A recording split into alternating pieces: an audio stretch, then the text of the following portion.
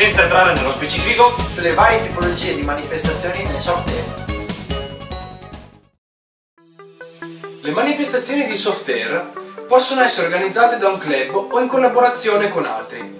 Andiamo a descrivere quali sono gli eventi che un club può organizzare. Le manifestazioni le possiamo dividere in due categorie: le MILSIM e i tornei a classifica.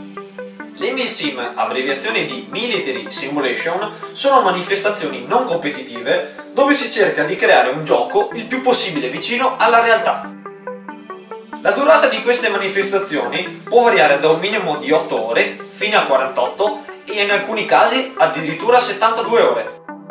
Qui non c'è classifica finale, quindi non c'è competizione, per cui non c'è un vincitore.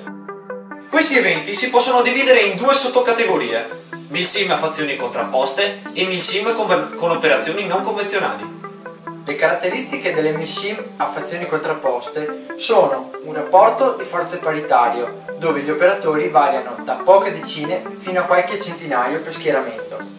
La presenza di una scala gerarchica in ogni fazione, questa varia a seconda del numero dei partecipanti. Ed infine molteplici obiettivi di interesse comune, i quali possono essere acquisiti nei tempi e nelle modalità che i comandanti di fazione ritengono più opportuni. Le MILSIM con operazioni non convenzionali sono MILSIM dove piccole unità composte da 4, 6, 8 operatori, in totale autosufficienza, devono portare a termine azioni mirate su obiettivi molto sensibili, fortemente presidiati e difesi all'interno di un territorio dove il rapporto tra attaccanti e difesa è notevolmente a favore della difesa. Si può quindi paragonare questi due tipi di MILSIM ad una partita a scacchi, dove un generale può muovere i propri plotoni, rendendo il gioco il più dinamico possibile e quindi divertente per chi lo gioca. I tornei invece si differenziano dalle MILSIM per tutta una serie di caratteristiche. Innanzitutto i tornei sono competizioni vere e proprie, per cui alla fine si stilerà una classifica e ci sarà un vincitore. In queste competizioni i vari club iscritti portano squadre composte da un numero di giocatori massimi consentiti dall'organizzazione, che può variare dai 6 ai 10 giocatori. La durata di questi eventi può variare dalle 4 alle 24 ore e può essere prevista anche una fase di gioco notturna. Chiaramente le squadre, una volta nel campo, dovranno acquisire il maggior numero di obiettivi. Ogni obiettivo avrà un punteggio e alla sua acquisizione si otterranno dei punti che sommati creeranno una classifica finale. Gli obiettivi, inoltre, saranno difesi da un numero fisso di difensori, che può variare da 3 fino a 5 operatori. I difensori avranno una posizione fissa e non potranno spostarsi, questo per garantire a tutte le squadre le stesse condizioni.